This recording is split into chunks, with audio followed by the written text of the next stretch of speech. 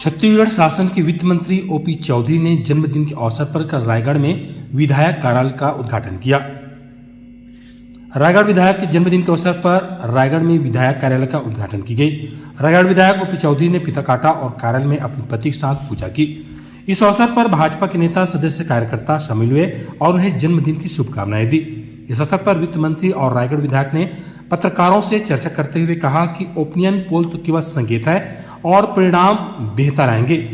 मोदी की सुनामी है ये और ओपिनियन पोल में ये संकेत बताते हैं कि देश में क्या, मोदी के प्रति देश की जनता के बीच क्या माहौल है। ओपी चौधरी ने पूर्व मुख्यमंत्री भूपेश बघेल के बिजली को लेकर एक्स पर किए ट्वीट मामले में भी उनको लपेटे में कहा कि उनकी सरकार में बिजली की बदतर व्यवस्था को लेकर कुछ नहीं किया और वे आरोप लगाते हुए राजनीति कर रहे हैं। एक सवाल पर वित्त मंत्री चौधरी ने कहा कि वे बिल पर जबरन गलत जानकारी दी जा रही है। उनका कहना था कि छोटे व्यापारी को इससे दूर रखा गया है और छूट भी दी गई है। देश के कई राज्यों में इसको लागू किया गया है और छत्तीसगढ़ में ये शुरू नहीं हुआ था। अब वे बिल का पालन कराने के लिए सरकार कटिबद्ध है।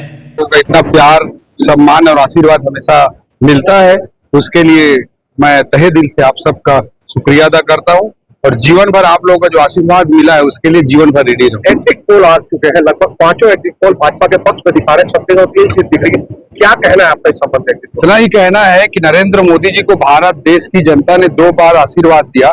इसके कारण भारत को एक नई ऊंचाई पर पहुंचाने का काम नरेंद्र मोदी जी ने किया है। तीसरी बार आशीर्वाद देने के लिए जनता उनकी क्रेडिबिलिटी के कारण, उनके निस्वार्थ सेवा भाव के कारण, उनके देश के प्रति समर्पण के कारण पूरे देश की जनता जनार्दन एक लहर के रूप में नहीं बल्कि एक सुनामी के रूप में मोदी जी को आशीर्वाद देने के लिए आगे बढ़ी है। एग्जिट पोल जो आकलन कर पा रहे हैं, मुझे लगता है वो मात्र लहर है। असली सुनामी तो 4 जून को दिखाई देगी। आपको जिस प्रकार लग रहा था शुरू में छत्तीसगढ़ में क्लीन स्वीप हो रही है, क्या वाकई क्लीन स्वीप हो रही है? एग्जिट दावे कर रही थी। एग्जिट पोल के नतीजे साफ तौर पर कह रहे हैं कि 10 या 11 सीट छत्तीसगढ़ में आएगी, लेकिन मैं मानता हूं कि जितना आकलन एग्जिट पोल में है उन वोट के मार्जिन का डिफरेंस भी बढ़ेगा और 11 में से 11 सीटें भी छत्तीसगढ़ की जनता जनार्दन मोदी जी को 11 कमल के फूल के आशीर्वाद स्वरूप प्रदान करेगी, ताकि भारत देश को विश्व मानचित्र पर सबसे प्रमुख, सबसे बंधुत्व वाले राष्ट्र, सबसे महत्वपूर्ण राष्ट्र के रूप में स्थापित कर पाए। डबल इंजन की सरकार फिर से बन रही है। क्या बड़े मुद्दे रहेंगे जिसके चलते जनता से वादे जो पूरे किए थे? आपने देखा कि 4 महीने का मुश्किल से हमको समय मिला था आचार संहिता के पहले सरकार बनने के बाद। उसमें ही 2 साल के किसानों को बोनस देने के लिए 3,716 करोड़ रुपए, 24,72,000 किसान भाइयों को अंतर की राशि कृषक उन्नति योजना अंतर्गत 917 रुपए अंतर की राशि के लिए 13,320 करोड़ रुपए, माताओं बहनों के लिए महतारी वंदन योजना, युवा साथियों को जो वादा था कि हम सीबीआई जांच कराएंगे पीएससी घोटाले का, उस पर आगे बढ़ना, कर्मचारी साथियों को 4% डीए बढ़ाना। हर ऐसा कोई वर्ग नहीं है जिसके लिए विष्णुदेव साय जी के नेतृत्व में हमारी सरकार ने काम न किया हो।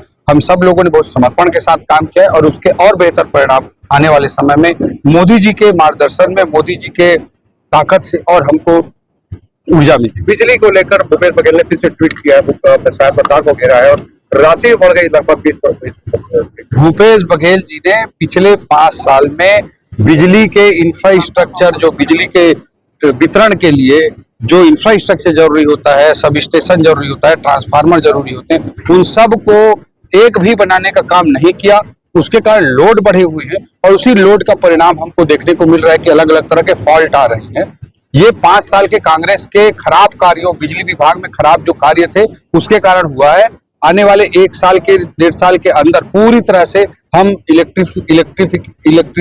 इलेक्ट्रिसिटी के डिस्ट्रीब्यूशन के इंफ्रास्ट्रक्चर पर काम करेंगे। सब स्टेशन, ट्रांसफार्मर और बिजली व्यवस्था प्रदेश में बहुत अच्छे तरीके से पहले जैसे भाजपा के 15 सालों में चलती थी वैसी फिर से एक अंतिम सवाल था, वे बिल को लेकर भी व्यापारी नाराज हो गए। आपका कहना है कि इस प्रकार में उसको काफी परेशानी जाएगी, व्यापार में भी जो काटा है वो लगातार। मैं यही कहना चाहूंगा व्यापारी साथियों से कि ईमानदार टैक्स पेयर को प्रोत्साहित करने के लिए हमारी सरकार पूर्णतः समर्पित है और जहां तक ई-वे बिल का सवाल है तो उस पे देश के अन्य सभी प्रदेशों में, लगभग सभी प्रदेशों में व्यवस्था पहले ही लागू हो चुकी है। छत्तीसगढ़ में ही बचा हुआ था, इसलिए करना अनिवार्य था। लेकिन उसमें भी छोटे व्यापारियों के छोटे कामों के लिए 50,000 रुपए तक के सामान को ई-वे बिल के प्रावधान से छूट दी गई है और छोटे व्यापारी साथियों को किसी प्रकार की दिक्कतों का सामना न करना पड़े, इसके लिए सरकार और विशेष ध्यान रखे। किसी को चिंता करने की जरूरत नहीं। सॉरी भैया, आप लोग